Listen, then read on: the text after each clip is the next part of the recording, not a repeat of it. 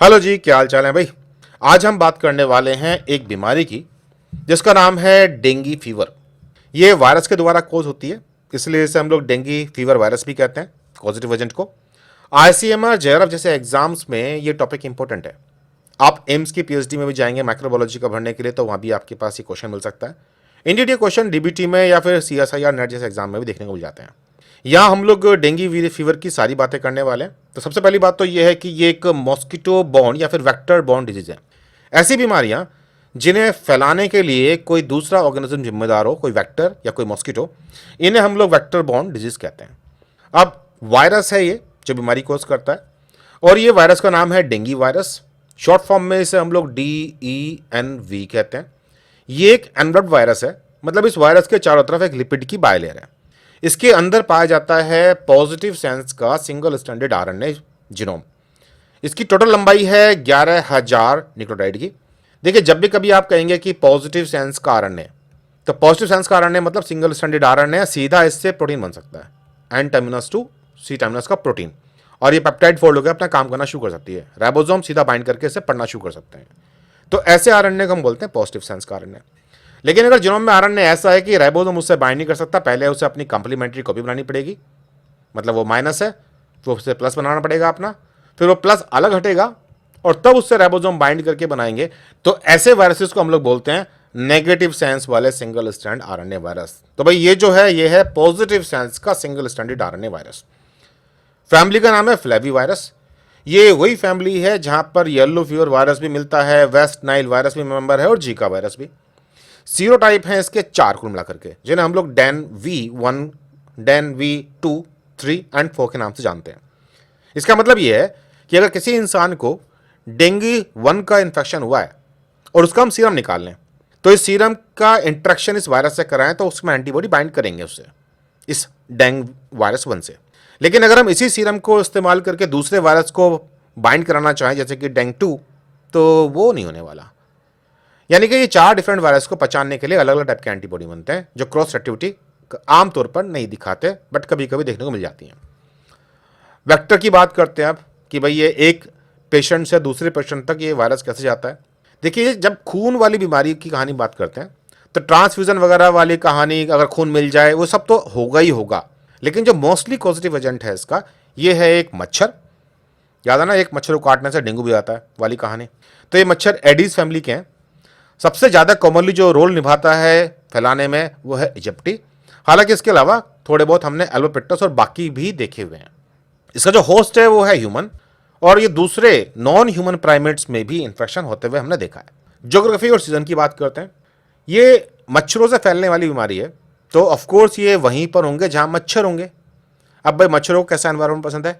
मच्छरों को अच्छा लगता है गर्म और नम एनवायरमेंट। हालांकि मच्छरों ने अपने आप को इवॉल्व भी करना शुरू किया है और आजकल ठंडे इलाकों में भी मच्छर मिलने शुरू हो गए हैं। जैसे कि सरप्राइजिंगली यूरोप में भी कुछ ऐसी कंट्री जहां कभी डेंगू केसेस देखने को नहीं मिले, वहां भी पिछले कुछ दिनों में डेंगू केसेस देखे गए हैं, क्योंकि वहां मच्छर आ गए।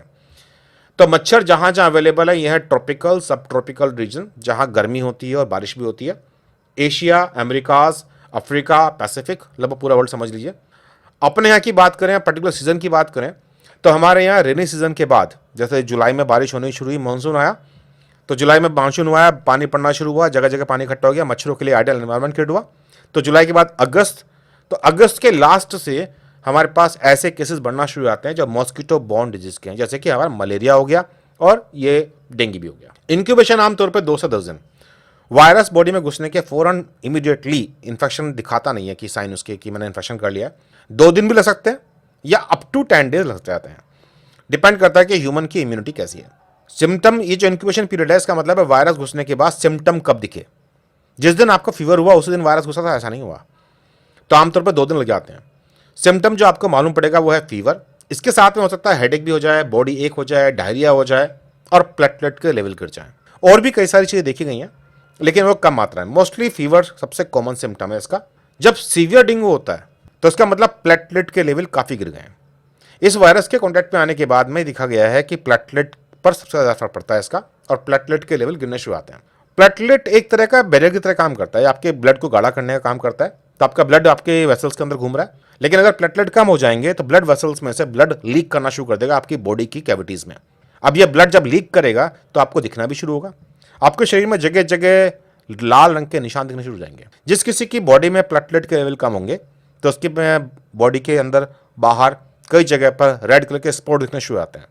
अगर रेड रशेज हो रहे हैं सस्पेक्टेड डेंगू फीवर को तो इमीडिएटली उसे अपने प्लेटलेट के लेवल चेक कराने चाहिए, और अगर प्लेटलेट के लेवल काफ़ी कम है तो उसे प्लेटलेट चढ़ाने के लिए अस्पताल में एडमिट हो जाना चाहिए डॉक्टर की सलाह पर। ऑफकोर्स प्लेटलेट के लेवल बहुत ज़्यादा कम होने पर हम यही पाते हैं कि मुंह से या नाक से ब्लीडिंग स्टार्ट हो जाती है। बॉडी के इंटरनल ब्लीडिंग की भी पहचान हो सकती है अगर फिसिस में ह्यूमन एक्सक्रीटा के अंदर ब्लड दिखाई दे रहा है। ये खतरनाक सिम्टम्स है, इसका मतलब होता है कि प्लेटलेट का लेवल काफ़ी कम हो गया है, इमीडिएट प्लेटलेट रिप्लेसमेंट की जरूरत पड़ेगी। ट्रीटमेंट की बात देखिए, सिम्टमेटिक ट्रीटमेंट होते हैं, बुखार के लिए पैरासीटामोल, दस्त हो गया तो उसके लिए दवाइयाँ, तो जो भी कुछ सिम्टम दिखाई दे ना उसके अकॉर्डिंग हम ट्रीटमेंट करते हैं। यहाँ कोई वायरस को रोकने के लिए एंटीवायरल ड्रग नहीं दी जाती है। आमतौर पर ये सेल्फ रिजॉल्व वाली भी कहानी होती है कि सिर्फ सिम्टम देखते रहो तो 7-8 दिन के अंदर अपने आप रिजॉल्व हो जाएगा। डायग्नोसिस के लिए सबसे जो स्टैंडर्ड तरीका था पहले वो था एंटी डेंगू वायरस के जो आईजीएम बनते हैं, हम उन आईजीएम को पहचान लें। लेकिन इमीडिएटली आईजीएम बॉडी में नहीं बनते, वायरस आएगा, वायरस के आने के बाद सिम्टम क्रिएट हुए उसके 5 दिन लग जाते हैं हमारा इम्यून सिस्टम एक्टिव होकर उसके अगेंस्ट आईजीएम बनाए, तो 5 दिन के बाद ही हम टेस्ट कर सकते हैं। अगर हमें इमीडिएटली टेस्ट करना है तो सबसे आसान तरीका है NS1 एंटीजन टेस्ट। NS1 जो एंटीजन है ये वायरस के सरफेस पर पाया जाता है, इसके अगेंस्ट हमने एंटीबॉडी बना रखे हैं, तो ब्लड में अगर वायरस है तो इमीडिएटली ये टेस्ट में पकड़ा जाएगा। हालांकि इस टेस्ट की सेंसिटिविटी कम है, तो सबसे बढ़िया तरीका जो है वो है PCR, पॉलीमरेज चेन रिएक्शन।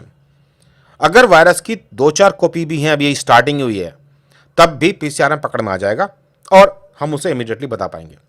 तो इंडियन हम इसे ये भी कह सकते हैं गोल्डन स्टैंडर्ड जो है वो PCR माना जाएगा डेंगू टेस्ट के लिए।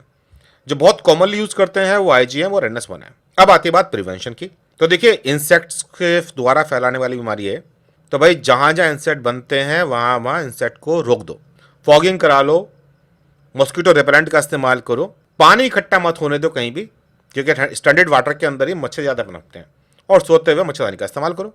वैक्सीन कहने को तो अवेलेबल है 6 से 60 साल की उम्र के लोगों के लिए, मल्टीपल टाइम लगवानी पड़ती है कुछ मंथ्स के अंतराल पर, लेकिन इसकी इफेक्टिवनेस पर क्वेश्चन मार्क है अभी भी। तो ये सारी कहानी थी भाई डेंगू वायरस की। कुछ और क्वेश्चन आपके मन में रह गए होंगे पक्का, तो उन्हें आप टाइप कर सकते हैं कमेंट सेक्शन के अंदर और हम उनको अप्रोप्रिएटली जवाब दे देंगे। iFly के बारे में अधिक जानकारी पाने के लिए आप गूगल कर लीजिए #iFlyNetKit, और ज्वाइन करने के लिए मुझे व्हाट्सएप कर दीजिए 9013902981। चलिए फिर जल्दी मिलते हैं नेक्स्ट वीडियो में, तब तक के लिए बाय बाय।